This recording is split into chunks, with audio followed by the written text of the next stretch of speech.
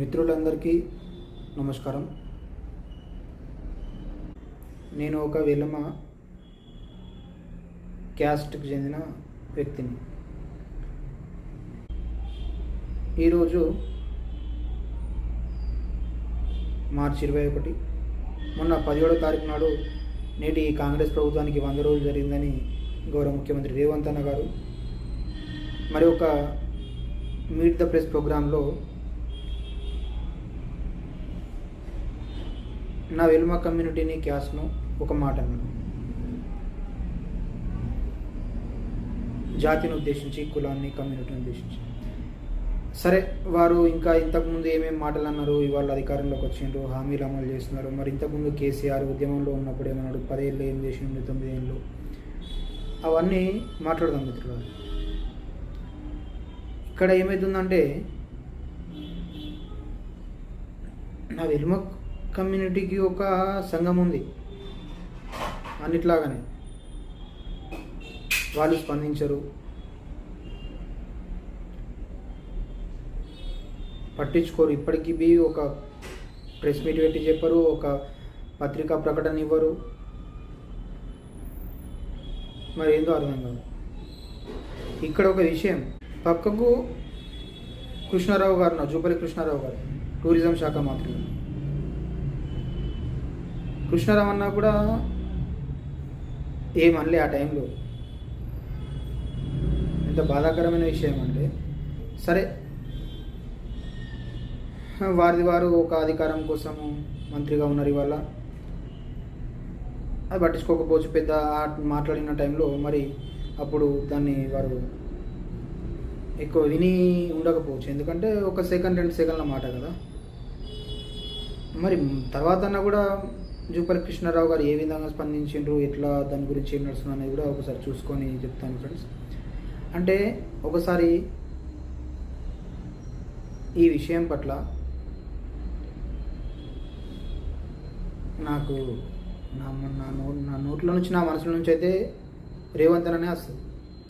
ఎందుకంటే కొంచెం ఈ టీడీపీ కానీ, ఉద్యమంలో కానీ కొన్ని రకాల సందర్భాల కార్యక్రమాల్లో స్టేజ్ల దగ్గర అక్కడక్కడ కలిసినప్పుడు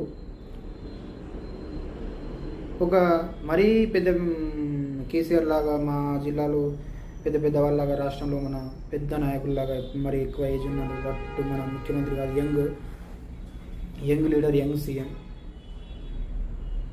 అయితే రేవంత్ అన్న నేను ఒక చిన్న ఇంటర్వ్యూలో చూసినప్పుడు, కాంగ్రెస్లో చాలా ప్రజాస్వామ్యం ఉంటుంది, కాంగ్రెస్లో నాయకుల మధ్య కూడా ఫ్రీగా మాట్లాడుకోవచ్చు, ఏదైనా వాళ్ళు నొచ్చుకున్నా కూడా మళ్ళీ సారీ అని చెప్పచ్చు అని ఒకటి అంటాడు. అది మీకు నేను వినిపిస్తాను మిత్రులారా. ఎందుకంటే నాకు సమయం సరిగా దొరకక ఈ యూట్యూబ్కి కూడా మీకు కానీ సమయం సరిగా ఇవ్వలేకపోతున్నాను. ఒకసారి ఏదన్నా ఉంటే కామెంట్లో చెప్పండి. నేను ఒక చెప్పుకోవడానికి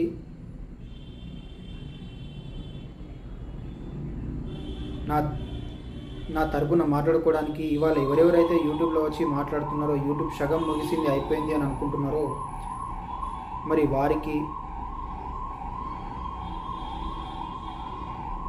నా మిత్రులను, సోదరులను అందరినీ కలుసుకోవడానికి ఒక మంచి వేదికగా మళ్ళీ యూట్యూబ్లోకి వస్తూ మాట్లాడడం జరుగుతుంది. అయితే మరి అక్కడ స్టేజ్ మీద పక్కనే జూపల్లి కృష్ణారావు గారు ఉన్నారు, మంత్రివర్యులు.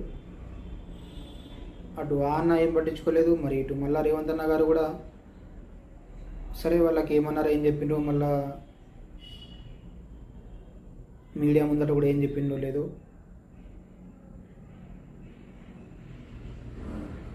మాట ఏదన్నా మనం నోటి నుంచి జారినప్పుడు క్షమాపణ చెప్పుకుంటే అది మరింత పెరుగుతుంది. నేను ఆ విషయంలో నేను ఒక చిన్నోడిని, నేను ఒక వెంటుకంత కాదు, ఒక నీటి చుక్క, నీటి బిందువు, ఓ ఇసుకరేను అంతగా అటువంటి వాడిని కూడా కాదు.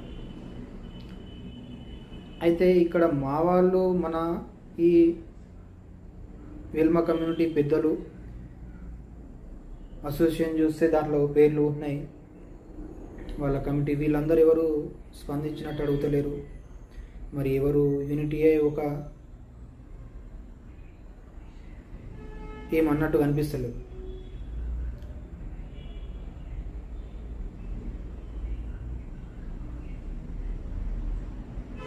ఇది ఒక బాధ అని అనిపిస్తుంది, ఎవరు ఎందుకు స్పందిస్తలేరు అని. మరి మంత్రి గారు కూడా కొంచెం స్పందించాలి. మరి రేవంత్ అన్న గారు కూడా ఇటువంటి విషయము ఇవాళ మా వెలుమస్లో కూడా ఒక కార్పొరేషన్ ఏర్పాటు చేయాలని చాలా రోజులుగా జరుగుతుంది.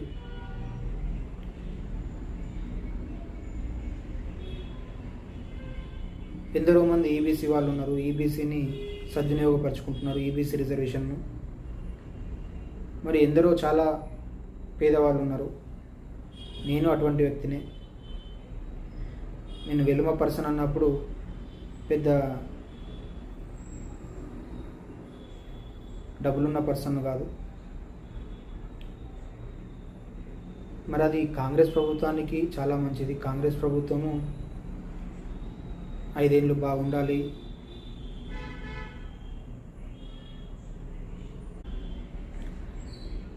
మంచిగా ప్రభుత్వానికి మంచి పేరు వస్తుంది, బాగుంటుంది. అధికారం ఉంది, కాంగ్రెస్ పార్టీకి మంచి అవకాశం ఉంది. కాబట్టి కాంగ్రెస్ పార్టీలోనే బాధపడుతున్నారు, వాళ్ళకు సరిగా న్యాయం చేయండి. కలిసినప్పుడు చెప్పుకుంటున్నారు, ఫోన్లలో చెప్పుకుంటున్నారు. కాబట్టి సరిగా న్యాయం చేయండి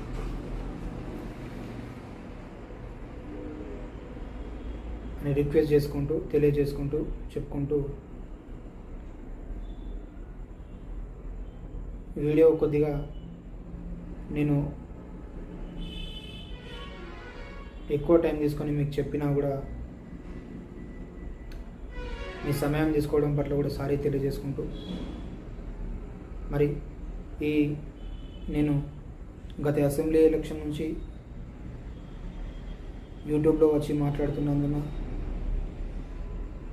సబ్స్క్రైబ్ చేసుకొని లైక్ చేస్తున్న అందరి వారికి, సబ్స్క్రైబర్లు అందరూ కూడా థ్యాంక్ యూ. సోషల్ మీడియాలో ఇప్పుడు యూట్యూబ్లోనే మాట్లాడుతూ మరి మిగతా ప్లాట్ఫామ్స్లో వీటిని తీసుకెళ్ళడం జరుగుతుంది. కాబట్టి ఇది మిత్రులు షేర్ చేయగలరు, మీ అభిప్రాయం కామెంట్ రూపంలో తెలుపగలరని రిక్వెస్ట్ చేస్తూ, ప్రతి విషయాన్ని మళ్ళొకసారి మనము ఆలోచన చేసుకొని ముందుకెళ్ళాలని మనము